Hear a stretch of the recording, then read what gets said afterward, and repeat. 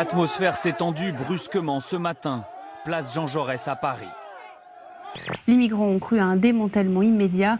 Le campement a quasiment doublé en une semaine, probablement lié au démantèlement de Calais. Plusieurs centaines de demandeurs d'asile, en grande majorité d'origine afghane, sont sommés de quitter leur tente.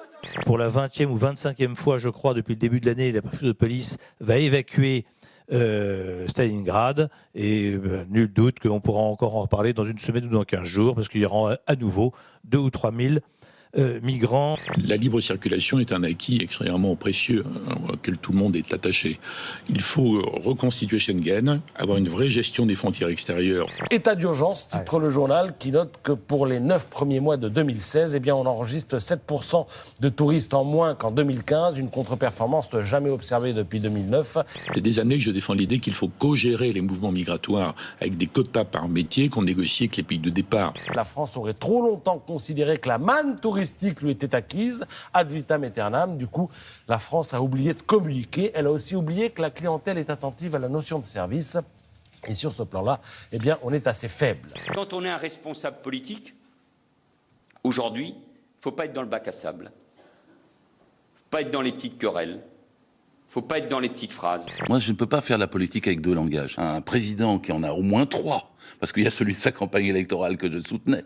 Il y a celui de sa présidence qui trahit sa campagne électorale. Et en plus, il y a ces commentaires sur tout ça qui aggravent les choses. Alors là, j'ai plus de respect. Manuel Valls continue de se poser en recours à gauche. Accompagné de son épouse, le Premier ministre poursuit son voyage officiel en Afrique.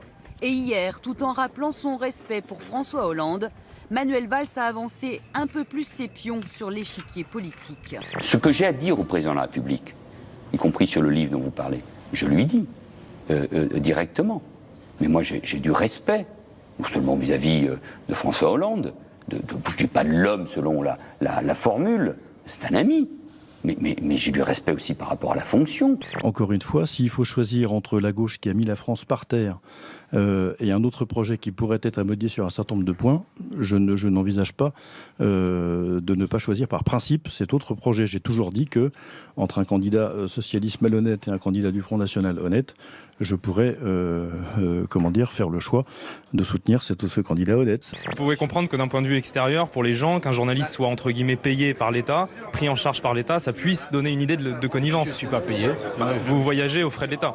Je ne suis jamais payé, je n'ai jamais été payé par qui. Mais vous ne payez pas l'hôtel, vous ne payez pas l'avion, vous ne payez pas les dîners. Je paye de ma personne. Je suis à... Rien n'a changé depuis 3 ans.